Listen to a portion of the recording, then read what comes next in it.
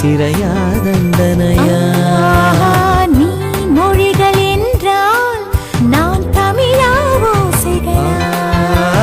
நீ புதுவை என்றால் நான் பாரதியா பாரதிதாசனா? நீ தனிமை என்றால் நான் துணையா தூரத்திலா?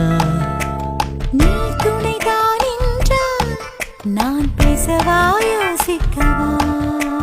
நீ திரும்பி நின்றால் நான் நிற்கவா